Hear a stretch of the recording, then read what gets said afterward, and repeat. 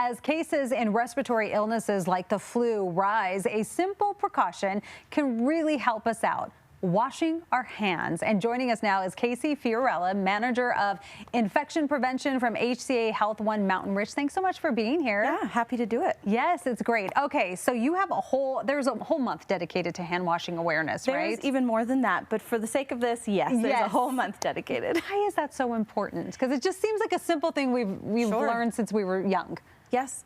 Well, it is our first line of defense for protecting ourselves, protecting our neighbors, and the most vulnerable of our community, to make sure that we are washing our hands. It is something that gets those germs off your hands so that you're not spreading them to all those shared surfaces. Think of the ATM buttons or the door handles, and it helps minimize the risk of spreading those germs to yourself and everyone else. I feel like during COVID, we really learned the right way to wash our hands, and so many of us are like, we've always washed our hands correctly, but there is a way. There is. That is the way to do it, right? There is.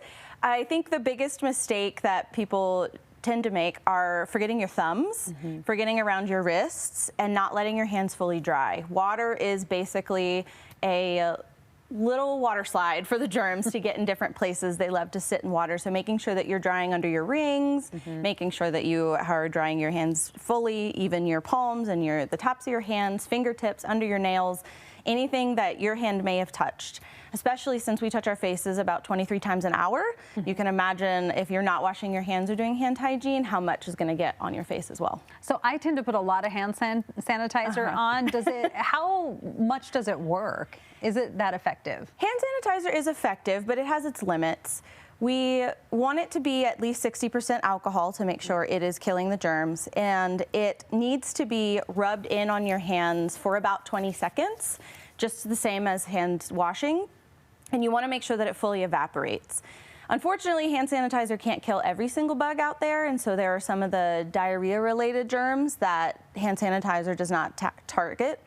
And you want to make sure that you're still washing your hands, but it's great for when you're on the go or if there's no sink available. And how often should we change out that hand drying towel in the bathroom? Oof. If that hand towel is staying wet for any period of time, you're going to want to change it out. Yeah. It doesn't effectively dry your hands if you're drying it with something wet, and so it's really just get some cute ones, go shopping, find some that match the holidays, and do what you can do. When I have people over, I actually have those little hand towels that they're the disposable ones. That way it's not everyone's sharing the same towel. Yeah, exactly. By the way, can I just point out the earrings here? The earrings are hands. They are. Yes, they're hands. That is so awesome. That's awesome. I love it. Thank you so much. It's very important information that you just shared. And remember, you can watch all of our interviews on our website, cbscolorado.com.